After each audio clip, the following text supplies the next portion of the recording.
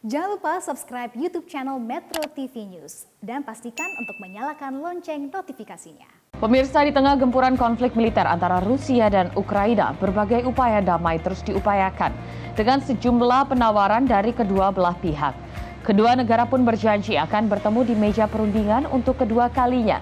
Usai perundingan pertama di Belarusia berakhir tanpa ada kesepakatan apapun. Seberapa besar kemungkinan terwujudnya perdamaian dari pertemuan kedua negara yang tengah berkonflik ini? Kita akan membahas lengkapnya dengan pengamat hubungan internasional Tirta Nugraha Mursitama melalui sambungan Zoom. Halo, selamat pagi Pak Tirta. Selamat pagi Mbak. Apa kabar? Baik Pak Tirta, semoga sehat selalu.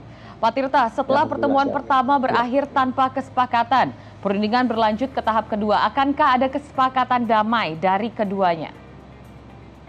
Ya, ini pertanyaan sulit, tapi kita akan melihat bahwa kembalinya dari putaran pertama yang tidak ada hasilnya, itu mereka masing-masing bertanya kepada presiden masing-masing.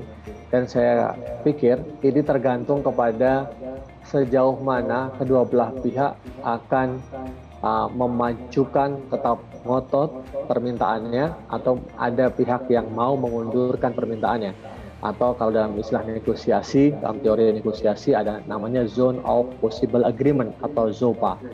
Nah, saya melihat bahwa Rusia sepertinya akan sulit untuk menurunkan permintaannya.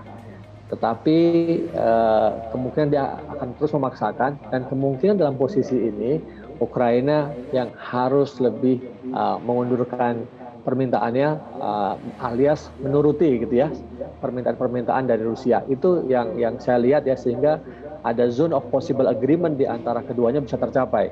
Namun demikian kita belum tahu apa yang nanti akan didiskusikan dalam putaran kedua yang kabarnya akan dilaksanakan pada hari Rabu ini atau Kamis di waktu Indonesia. Demikian Mbak Nadia. Iya, Pak Tirta, poin-poin apa saja nih yang menjadi krusial dalam pembahasan dari pertemuan kedua negara? Kira-kira apa yang akan menjadi alot dalam pembahasan? Ya, yang alot pasti adalah persoalan kaitan Ukraina yang diinginkan oleh Rusia menjadi negara yang netral ya, yang tidak menjadi boneka negara-negara Barat, atau dalam hal yang sederhana tidak boleh apply untuk menjadi anggota NATO begitu. Jadi saya kira itu poin yang kalau menurut pandangan saya, Rusia yang akan tidak bisa ditawar-tawar lagi gitu. Jadi Rusia menginginkan itu menjadi semacam buffer country atau buffer zone, di mana antara Rusia, katakanlah blok Barat itu ada buffernya sebelum bertemu dengan Rusia blok Timur sebelum bertemu dengan blok Barat. Karena itu menurut saya satu-satunya yang tinggal tersisa ya, persinggungan antara Barat dan Timur, dan itu sangat dekat sekali. Saya kira itu yang tidak bisa ditawar lagi dari pihak Rusia gitu ya.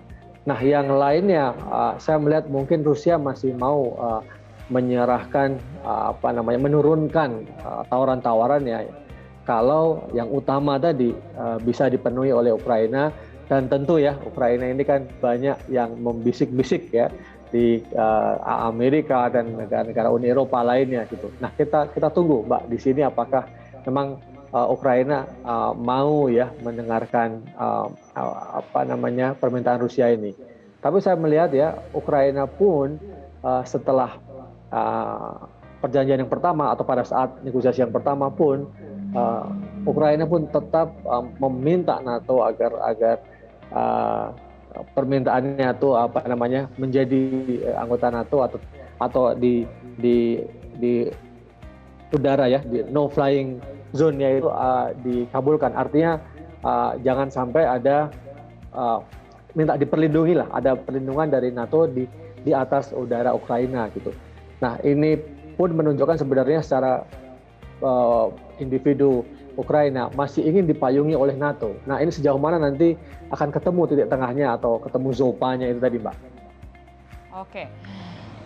Pak, ini Presiden Rusia Vladimir Putin menyebut 3 syarat utama agar invasi ke Ukraina berhenti. Yang pertama, Ukraina harus bersikap netral dan tidak memihak pada Barat. Kedua, Ukraina harus menghapus pengaruh Nazi atau praktik fasisme dan demilitarisasi. Dan ketiga, Ukraina harus mengakui Crimea sebagai wilayah Rusia. Nah, dengan semua ini apakah mampu dipenuhi oleh Ukraina? Itu sangat berat ya, permintaan 3 poin itu sangat berat. Tadi yang permintaan yang pertama yang saya sebutkan bahwa sebagai negara yang netral itu saja menurut saya Ukraina sudah harus mengorbankan diri untuk tidak menjadi anggota NATO itu ya. Nah itu tadi yang poin menurut saya paling berat. Tapi kemudian apabila permintaan tambahan tentang Crimea, tentang juga mungkin pengakuan dari beberapa negara yang saat ini menjadi separatis di Ukraina gitu ya, itu juga semakin berat. Sebenarnya hal yang positif dari negosiasi ini adalah ini awal yang baik sambil nanti masih mengukur best alternatifnya yang akan tercapai di antara kedua belah pihak gitu ya.